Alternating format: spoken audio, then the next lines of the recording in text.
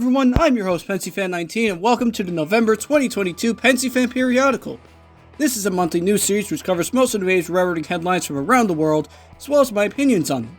We have a lot of articles to go over today, so with that in mind, let's get rolling. First off, might as well acknowledge that this episode will be a bit reflective as the channel nears 5,000 subscribers, in which quite a few topics that have been discussed on the channel at various times will all be brought up in this episode one way or another, starting with private operators. First, let's look at the European stage, as Spanish private high-speed operator Ireo has commenced service between various cities in Spain on November 25th.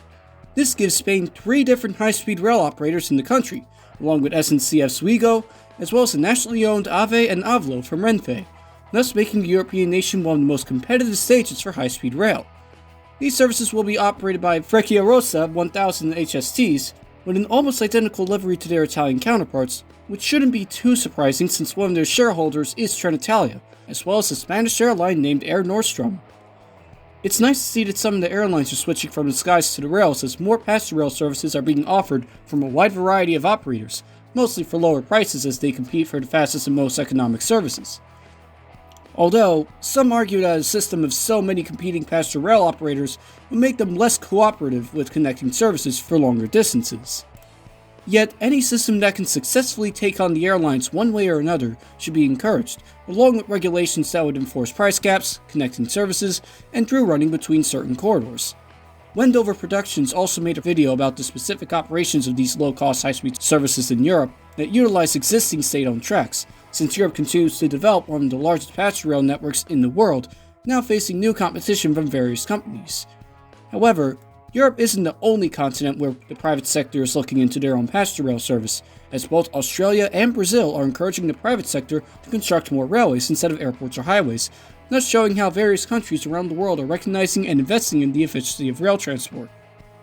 Meanwhile, another topic up for debate is privatizing existing rail corridors, as Transport for Canada will be hiring a private company to operate high-frequency services between Toronto and Montreal, thus directly competing with Via Rail's only profitable corridor.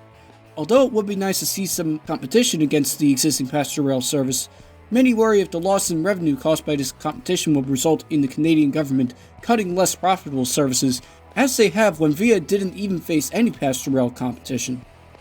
However, the private company operating this high-frequency service will be a subsidiary of Via Rail, supposedly in a similar fashion of Keolis Rail operating MBTA, in hopes that the construction process could be completed quicker and more efficiently when compared to a government-owned service that has to consider the rail industry with the various other branches that they fund. With all of this developing news about privatization, I wish all of these private operators the best and encourage similar models to be implemented in the US, so that they can not only encourage competition between Amtrak and other modes of transport, but also efficiently connect hundreds of underserved communities that will benefit from an interconnected passenger rail network. Speaking of which, here is some interesting news. Norfolk and Western 475 accidentally ran into an excavator due to a wrongly aligned switch, with the engine being repaired only days later with the well marks in place as a reminder for crews to be safe when operating engines. King's Hawaiian Sweet Rolls offered Thanksgiving dinner excursion service on the back of some Northeast regional trains between Philadelphia and Boston, with a wrapped bug coach and 2 other Pullman cars. LTE Transmontana has wrapped one of their engines to pay tribute to various Romanian scientists. A bus in Leeds was fined for using the bus lane. Formula One technology is to be utilized for 5G infrastructure for network rail. And Arix has revealed a new EMU whose front looks oddly familiar to a certain well-known streamlined doodlebug. Now here's a follow-up news section for articles covering stories from previous episodes. Amtrak and the Class 1s have finally reached a deal regarding passenger service on the Gulf Coast route from New Orleans to Mobile, in which passenger service will run, albeit at an unknown start date. A national Class 1 railroad strike could occur on December 9th, as some unions accepted the newest labor terms while others rejected them, all while GO Transit had a strike of their own. SMS Rail Lines commenced their tourist service with just a single caboose. Union Pacific has moved Challenger 3985 and 5500 Class 5511, along with other stored equipment from Cheyenne to Silvis, Illinois, albeit with a GEVO leading and being rerouted after some mechanical issues. And Canadian Pacific has officially placed their first rebuilt hydrogen-powered engine into revenue service, as it even towed steam engine number 2816 in Calgary shops as it was being prepped for a Calgary to Mexico City excursion run. Now that this specific engine has entered revenue service, it also means that number 1001 is officially an ultimate alpha for CP Rail, meaning that it's currently the lowest numbered engine on the railroad's active roster, which means I can finally return to making episodes of Alpha Omega, resuming with CP Rail. In other news, HS2 has released new images of their Houston station, RegioJet is considering purchasing CRRC Bisons, VR is to purchase Stadler Flirts, TMH has released concept art of their DMZ EP2 DM, Hitachi has released their concept art of new subways for the Milan Metro as well as Toronto, with the latter of the two being a strong departure from their previous designs with a rounded front. Calgary has released a mock-up LRV for their Green Line. Nickelback is to be inducted into the Canadian Music Hall of Fame. Via Rail charges have entered revenue service along with EAV Stadler Flirts. SBB Cargo number 484012 is eco-responsible, as are all other trains in general. Gunderson has closed their Portland plant. Norfolk Southern has acquired the Cincinnati Southern Railway. The Illinois Railway Museum has acquired a CNW SD50, and the Southeastern Railway Museum has acquired a Marta CQ310 subway. After all that, it is now time for this month's meme of the month. This month's meme of the month is Never-Ending F40PH. Now, the top story of the November 2022 Pensyfan Periodical isn't really based on any one particular story, but more on the development of a new technology that has been discussed multiple times on this channel. Obviously, other than CP's H2OEL entering service, there's also Antofagasta, who purchased a hydrogen-powered engine from CRRC, as well as Nestle making a hydrogen tender for electric engines so that they can roam off the wires. This particular concept seems like a pretty interesting idea that many railroads are looking into, in which overhead wires are meant to refuel the battery or hydrogen tanks, although many people argue why not extend the wires for the whole region in the first place. But that's not why I decided to focus on hydrogen as a top story.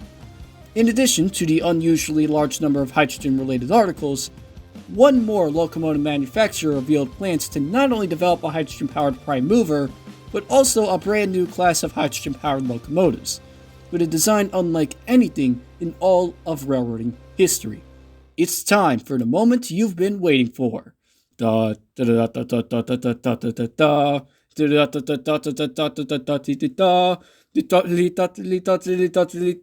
I'm not doing the SpongeBob reference because my voice hurts. But anyways, introducing the WebTech... What? Unfortunately, I can't seem to find an official name for this very unique locomotive, and according to its number, I might be pretty late in discovering its existence. But then again, no one else seems to have known about this engine's existence before this month, so might as well be the first one to review it online. Right off the bat, the most noticeable difference with this design is its very, very cube-like cab, with the front window merging with the slanted nose and leads right to a W-shaped grab iron design, all while having no front lights, window hatches, or number boards. The rest of the engine seems like a more natural advancement from previous GE models, as radiators are somewhat streamlined and keep the diagonal borders with the cab, while the region for the prime mover looks very utilitarian in contrast and looks more like an intermodal container. Behind the engine is a 4-axle hydrogen fuel tank, likely with more volume than any fuel tank of its kind, with holders on each end of the railcar and some bars underneath, maybe acting as counterweights.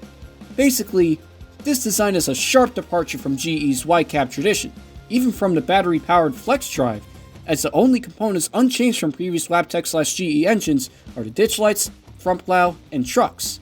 As unusual as this design may be, it's important to keep note of two words underneath the engine: conceptual rendering.